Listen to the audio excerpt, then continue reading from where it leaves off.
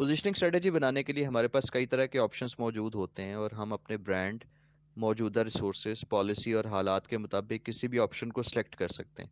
ये ऑप्शंस 5 तरह के हैं: looking for market gaps, crowding a competitor, repositioning a brand, repositioning a competitor and adopting a me too positioning. Positioning strategy की दूसरी option looking for market gaps है। ये बड़ी सिंपल स्ट्रेटेजी है। अगर आप मार्केट में नए हैं और इसमें कोई जगह तलाश कर रहे हैं, कोई गैप ढूंढ रहे हैं और आप अपने ब्रांड से उस गैप को फिल करना चाहते हैं, जैसा कि आप इस परसेप्चुअल मैप में देख सकते हैं। इसमें एक वर्टिकल एक्सिस है जिसमें मॉडर्न और ट्रेडिशनल की ऑप्शंस हैं, और हॉरिजॉन्टल एक्सिस हैं जिसमें बेसिक और कॉम्प्लेक्स की ऑप्शंस हैं। 4 क्वाड्रेंट्स इसमें आपको नजर आ रहे हैं। और एक्सेप्ट जो पहला क्वाड्रेंट है जिसमें मॉडर्न और कॉम्प्लेक्स का कॉम्बिनेशन है, बाकी तमाम में कोई ना कोई ब्रांड मौजूद है। तो ये एरो यहाँ पे जाहिर कर रहा है कि इस गैप को आप अपने ब्रांड से फिल करने की कोशिश कर सकते हैं। लेकिन हमें साथ साथ ये भी देखना है कि क्या ये गैप वायबल भी है या नहीं। दूसरे लफ्ज़ों में हमें चेक करना है कि क्या इस गैप को हम फिल कर भी सकते हैं या नहीं। क्या मार्केट को इसकी ज़रूरत है। क्या राइवल्स यानी कंपेटिटर्स हमें आसानी से कॉपी कर सकते हैं। क्या ये प्रॉफिटेबल है। क्या इसे कम्युनिकेट करना आसान है। अगर ये टेस्ट पास कर लें तभी हम कह सकते हैं कि मार्केट में मौजूद गैप वायबल है और इसे फिल करना एक अच्छी और कामयाब स्ट्रेटजी हो सकती है। पोजीशनिंग स्ट्रेटजी में हमारे पास next option crowding a competitor है, और इस स्ट्रेटजी में हम किसी एग्जिस्टिंग ब्रांड के गिर्द अपने ब्रांड के कई वेरिएंट्स, जिन्हें अब लाइन एंड ब्रांड एक्सटेंशंस भी कह सकते हैं, लॉन्च कर देते हैं। अगर आप लाइन एंड ब्रांड एक्सटेंशन के मुतालिक मजीद जानना चाहते हैं तो स्क्रीन पर इसका लिंक मौजूद है।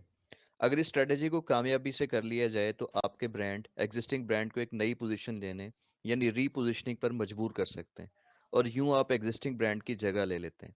अगर आप परसेप्चुअल मैप में देखें तो सी ब्रांड जो है वो एक एग्जिस्टिंग ब्रांड था, लेकिन आपने अपने ब्रांड के नए वेरिएंट्स वहां पे लॉन्च कर दिए, जिसकी वजह से अब सी ब्रांड हो सकता है कुछ अरसे के बाद एक नई पोजीशन ले ले। पोजीशनिंग स्ट्रेटजी में तीसरी ऑप्शन है रीपोजिशनिंग अ ब्रांड। अगर आप पहले से मार्केट में मौजूद हैं और एक ऐसी पोजीशन रखते हैं जो किसी कंपैटिटर की भी है, तो आपकी पोजीशनिंग यूनिक नहीं है। ऐसी सूरत में आपको मार्केट में कोई नया गैप तलाश करके उसे फिल करना चाहिए। इसे टेक्निकली रीपोजिशनिंग कहा जाता है।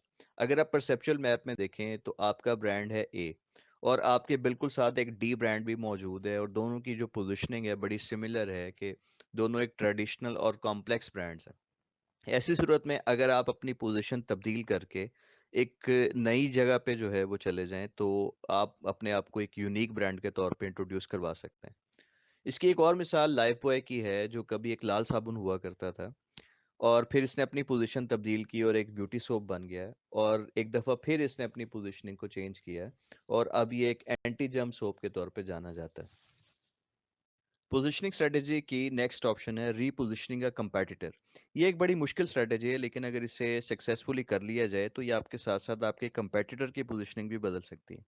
जैसे अगर आप परसेप्चुअल मैप में देखें तो यहाँ पे दो बड़े कोला ब्रांड्स की पोजीशनिंग शो की गई है, और इसमें हमारे पास जो डायमेंशंस हैं, लेस स्वीट और वेरी स्वीट, ये वर्टिकल एक्सिस पे आ रहा है, और ओल्ड एंड यंग ये हॉरिजॉन्टल एक्सिस पे आ रहा है। अगर आप जो बिफोर वाली पोजीशन है वो देखें तो कोक जो है वो एक वेरी स्वीट और रिलेटिवली यंग ब्रांड के तौर पे जाना जाता था, जबकि पेप्सी की जो पहली पोजीशन थी वो वेरी स्वीट के साथ relatively old brand to Coca Cola ये बनी थी। फिर पेप्सी ने अपनी एक कैंपेन लॉन्च की और इसमें जो स्लोगन था choice of a new generation, and it was a very successful strategy. इसने ना सिर्फ पेप्सी की जो पोजीशन है उसको चेंज कर दिया, बल्कि कोक की रिलेटिव पोजीशन भी बदल दी। तो आप अगर नई पोजीशंस में देखें परसेप्चुअल मैप में, तो पेप्सी पहले जो कि एक ओल्ड ब्रांड था रिलेटिवली, वो एक यंग ब्रांड बन गया, और कोक जो पहले एक यंग ब्रांड था एज कम्पेयर टू पेप्सी, वो एक ओल्ड ब्रांड जो है वो बन गया due to this campaign. Positioning strategy की last option me too strategy है, जो कि लुकिंग फॉर गैप का बिल्कुल अपोजिट है। और इसमें हम वो ब्रांड्स जो मार्केट लीडर हैं या एटलीस्ट बड़े ब्रांड्स हैं उनके करीब करीब पोजीशन बनाने की कोशिश करते हैं। इस काम के लिए हम उस बड़े ब्रांड का नाम, कलर, पैकिंग, डिज़ाइन, बेनिफिट्स और फीचर्स मुमकिन हद तक कॉपी करते हैं, जबकि प्राइस को उससे कम रख के अपने ब्रांड को अट्रैक्टिव बनाने की कोशिश करते हैं। यानी हम ये तासुर दे रहे हैं कि फीचर्स, डिज़ाइन और क्वालिटी में हम भी बड़े ब्रांड जैसे हैं, लेकिन कीमत में उससे बहुत सस्ते हैं। आमतौर पे नए और छोटे ब्रांड्स इस स्ट्रेटजी को अडॉप्ट करते हैं। अगर आप इस परसेप्चुअल मैप में देखें तो यहाँ पे आपको ब्रांड्स बी, सी और ए, बड़े ब्रांड्स नजर आ रहे हैं, और उनके साथ जुड़े हुए छोटे ब्रांड्स जी, एफ और डी, मी टू ब्रांड्स बनने की कोशिश कर रहे हैं।